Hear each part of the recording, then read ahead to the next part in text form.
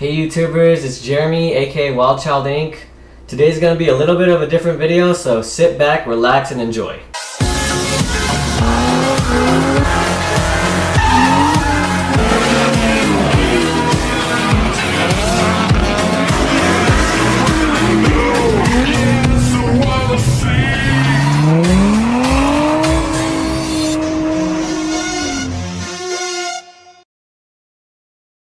Alright, so today's video we're going to talk about takeovers. I wanted to do a video on this a while ago, but it's kind of gotten out of hand to the point where it's affecting people who are into cars and haven't really been associated with that particular subculture of cars in general. Anyways, if you don't know a takeover, here's a quick look at them. There's a suspect right there. Go, go, go. Turn off the motor.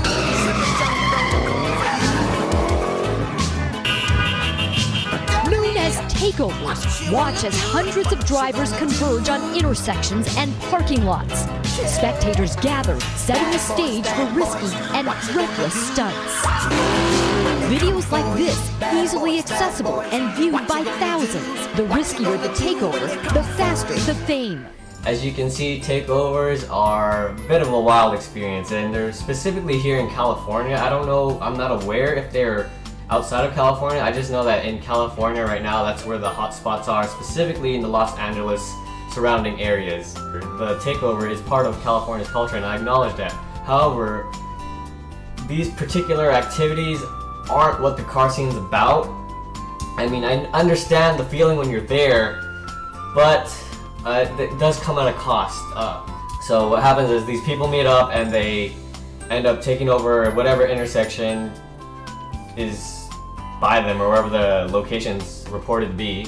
So they do their thing, and once the cops come to break them up, usually what they do is somebody makes another account and another location's posted, and it's an ongoing thing through the night.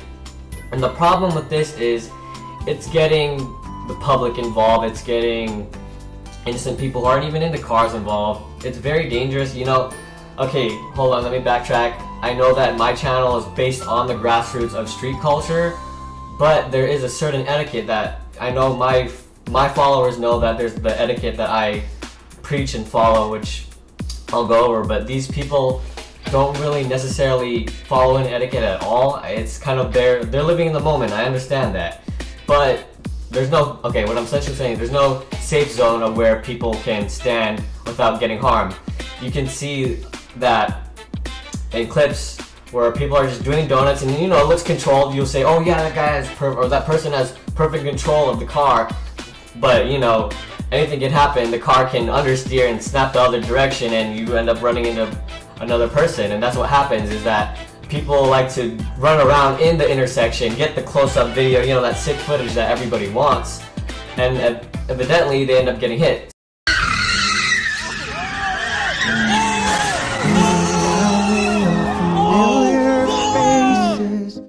They're literally going off in intersections that are used by people, like regular commuters, and that's the problem. It's affecting the local community, like people who aren't even involved, and that's a big problem for safety outside of the people that are in the takeovers.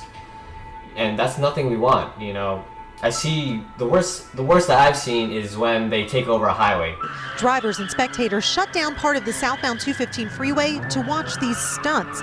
A local photographer got it all on camera. There's people that need to get to work. There's people that need to get to where they need to be in their daily lives. And these takeover people have no regard for other people's business. It's been a problem for maybe a few years now, but recently, with the whole blow up in social media car culture, a lot of people have been hopping onto them because they're like, oh hey, they associate it with car culture. Because it's also discouraging people from driving, especially with the cops cracking down. Like right now, the cops are cracking down on any modified car that they deem or suspect of being a, street racer. Not everybody's a street racer.